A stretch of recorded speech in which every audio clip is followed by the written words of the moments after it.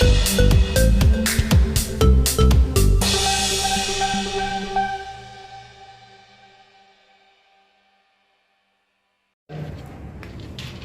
keluarga. Oke, yuk. Oke, malam. Ya, malam ya. Ini mau langsung gua yang memulai atau mau ditanya dulu? Oh gitu. Berarti langsung mulai ya. Oke. Kita sampaikan aja dulu ya. Oke, terima kasih semua. Assalamualaikum warahmatullahi wabarakatuh. Waalaikumsalam. Ya, pada kesempatan kali ini kami berinisiatif untuk melakukan press conference tersebut untuk menanggapi hasil dari pertemuan yang diadakan tadi di apartemen Verde kalau nggak salah saya. Di sana akhirnya tidak menemukan titik terang dari persoalan antara Novi dan Agus, dan pada akhirnya Novi melakukan walkout begitu ya. Sikap kami para kuasa hukum dari donatur gitu ya, kuasa hukum para donatur, sikap kami tentu masih sama, serupa sejak awal. Dan pada kesempatan kali ini juga kami ingin sampaikan kepada teman-teman, kami pada hari Kamis tanggal 28 November ini secara resmi akan memasukkan dan mendaftarkan gugatan di Pengadilan Jakarta Pusat terkait dengan kisru donasi Agus Salim dan Novi tersebut. Karena pada prinsipnya uang tersebut bukan milik Agus, uang tersebut bukan juga milik yayasan ataupun Novi. Uang tersebut dikomitmenkan oleh para donatur untuk pengobatan mata Agus. Sehingga jika uang tersebut belum digunakan sebagai pengobatan mata Agus, maka uang tersebut yang berwenang untuk menentukan dipergunakan sebagai apa adalah donatur. Sehingga untuk mendapatkan legalitas tersebut, kami akan melaksanakan gugatan tersebut tanggal 28 November ini tahun 2024 di hari Kamis. Jadi teman-teman nanti boleh datang, kita akan lakukan pendaftaran atas gugatan tersebut. Oke, ada yang mau ditambahkan, Pak Dudi? Ya. Pak Lukman, silakan. Ya, jadi memang kita sangat prihatin ya terhadap tidak terjadinya titik temu di dalam perdamaian yang dilakukan tadi siang. Harapan kita sebenarnya itu harus terlaksana dengan baik. Walaupun kondisi kita sebagai donatur terasa terabaikan ya. Padahal kita memiliki peran penting sebenarnya di situ, dan saya juga sudah memintakan waktu kemarin itu supaya diberikan ruang lah kepada donatur, karena peran donatur ini adalah peran penting di dalam lingkaran donasi itu.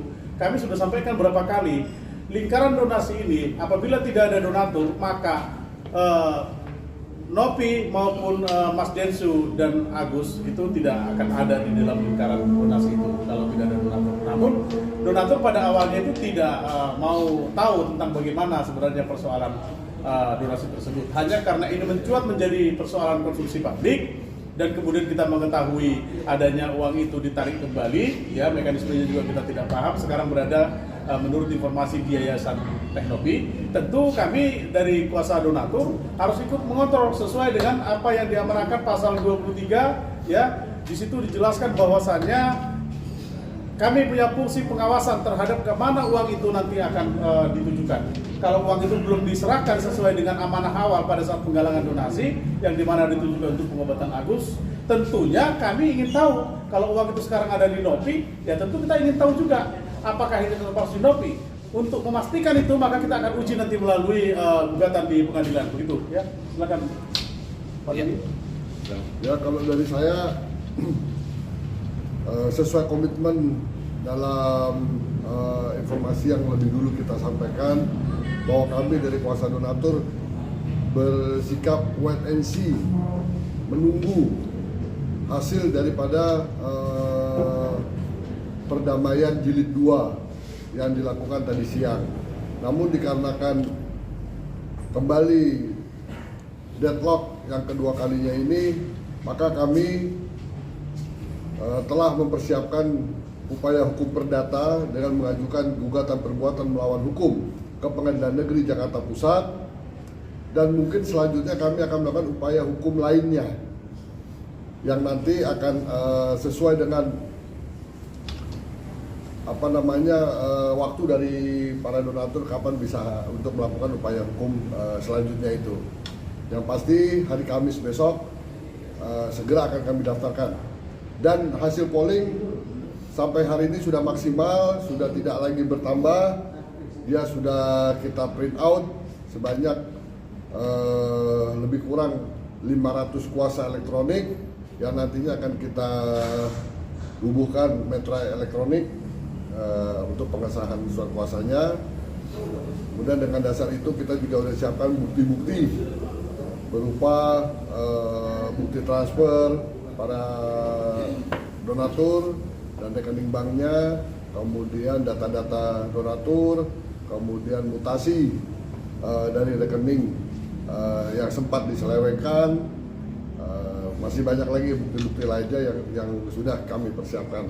Jadi tinggal menunggu waktunya kita beracara di Pengadilan Negeri Jakarta Pusat. Namun yang perlu diingat adalah bahwa dalam proses peradilan ini masih terbuka pintu untuk mediasi di pengadilan. Kami tetap berharap bahwa persoalan ini selesai dengan cara mediasi.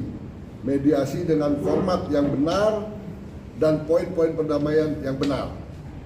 Bukan yang seperti dilakukan 2 kali gagal. Oke, demikian dari saya, mungkin dari Abang ada Ya. tambahan. Saya tadi nonton live itu, saya lihat tuh, saya sedih tuh lihat Novi itu. Mukanya merah, megang mic begini, bingung dia mau ngomong apa. Tapi yang sering bingungnya itu orang di sampingnya kok tidak bisa memberikan rasa kenyamanan. Ya. Harusnya ketika dia berunding ya, harus benar-benar dijauhi dari rasa takut. Ya. Tadi andai kata pun Novi mengeluarkan statement, saya rasa juga dia tidak bisa dianggap bahwa itu statement dia karena rasa takutnya luar biasa kelihatan dia. Ini saya sangat sayangkan kan. Apalagi kemarin kan Pak Harap mengatakan kan, kita akan berunding dengan pengacara-pengacara, tapi pengacara yang unjuk-unjuk nggak diundang.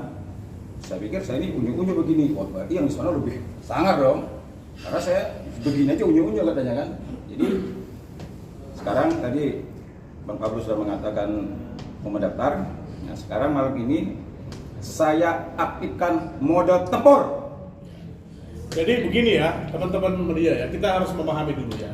Langkah-langkah untuk upaya hukum gugatan ini tidaklah semata-mata menjadi dasar yang harus kami lakukan sebagai donatur. Kami membuatkan spare yang cukup lama dari pertemuan pertama, undangan kedua di Gedung Juang, namun tetap juga tidak menemukan solusi. Sehingga yang ketiga ini adalah langkah-langkah hukum seperti yang disampaikan Pak Dodi dengan Pak Pablo Benua, adalah upaya hukum untuk agar persoalan ini cepat menemui jalan keluar. Ya, karena kita tahu penyelenggaraan penggalangan donasi ini diatur di dalam undang-undang ya, yaitu Undang-Undang Nomor 6 Tahun 1961 tentang penggalangan dana, pengumpulan dana. Berikut ada turunannya, yaitu peraturan pemerintah ya Nomor 8 Tahun 1980 tentang pengumpulan sumbangan, berikut dengan aturan pemotongan 10%. Oh ya, ya, baik, kita ulang lagi ya.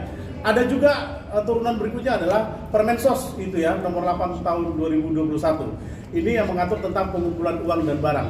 Di sini ada hal-hal yang harus kita pahami. Pasal 23 adalah fungsi pengawasan daripada masyarakat, termasuk kami donatur. Ini dasarnya kita untuk melakukan upaya gugatan nantinya supaya permasalahan ini clear.